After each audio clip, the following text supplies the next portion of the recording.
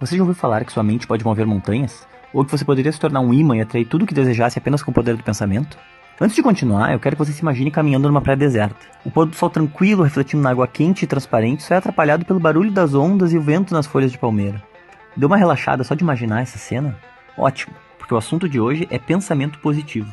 De físicos a líderes religiosos, passando por médicos e gurus da autoajuda, muitos afirmam: positividade faz bem, e muito. Mas será que pensar positivo realmente faz bem?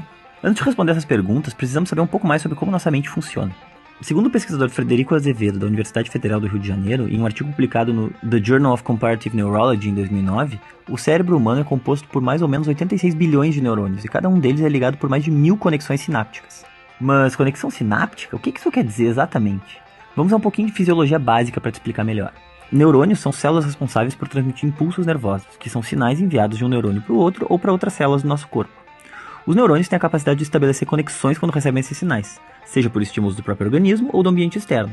Alguns desses sinais são elétricos, mas pode ficar tranquilo, seu cérebro não vai entrar em curto-circuito. A comunicação entre neurônios ou entre neurônios e outras células acontece nas sinapses, em um espaço chamado fenda sináptica. Para transmitir informações, os neurônios lançam substâncias químicas chamadas neurotransmissores, que atravessam essa fenda e têm a capacidade de produzir reações no nosso corpo. Tá, mas onde que o pensamento positivo entra no meio dessa história? Sem que possamos prever ou controlar, quando recebemos algum tipo de sinal que pode ser disparado através do pensamento, o nosso corpo produz respostas hormonais relacionadas, por exemplo, às sensações de bem-estar ou de estresse. Então quer dizer que pensar negativamente faz mal?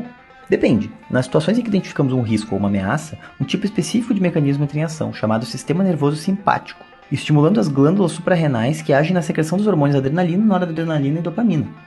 Chamamos esse mecanismo de reação de fuga ou luta, e ele está relacionado com os nossos instintos de proteção.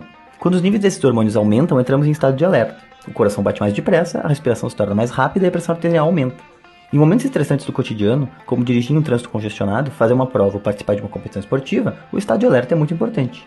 O pessimismo, nesse caso, estaria relacionado com o medo do fracasso ou com a antecipação de situações arriscadas, nos deixando mais preparados para enfrentar essas situações. O problema é quando estamos nos estressando o tempo todo.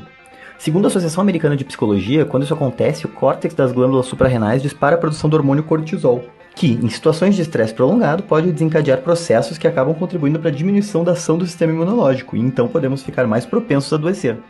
Níveis muito altos de cortisol afetam também a parte do cérebro responsável pela memória e pelo aprendizado, nos deixando irritados e esquecidos. Uma outra explicação científica sobre o quanto o pessimismo e as emoções negativas podem fazer mal é defendida pelo cientista da computação Steve Parton. Ele sugere que a negatividade e o hábito de reclamar alteram fisicamente a estrutura do nosso cérebro, nos ajudando a entender porque algumas pessoas parecem não conseguir sair de um estado negativo. Imagine 4 pessoas divididas em duplas, jogando bolas umas para as outras. Uma dupla está a 10 metros uma da outra e a outra está a 100 metros uma da outra. Da mesma forma funcionam os nossos pensamentos. Quando pensamos, as sinapses se aproximam para diminuir a distância que o impulso elétrico precisa percorrer. Dessa forma, o cérebro teria a capacidade de criar conexões com base em tudo a que é exposto muitas vezes, alterando a sua forma física para facilitar a transmissão do pensamento. Então, se temos um pensamento recorrente, fica mais fácil e mais provável que ele aconteça novamente. Funciona como se a dupla que pegou a bola primeiro pudesse dar um passo para frente na próxima rodada, fazendo com que a chance de pegarem a bola primeiro outra vez seja ainda maior. A boa notícia é que também funciona com pensamentos positivos. Médicos do Departamento de Psiquiatria e Cardiologia da Harvard Medical School apontam que o estado de ânimo pode influenciar o nosso organismo de várias formas. Um desses estudos, de janeiro de 2017,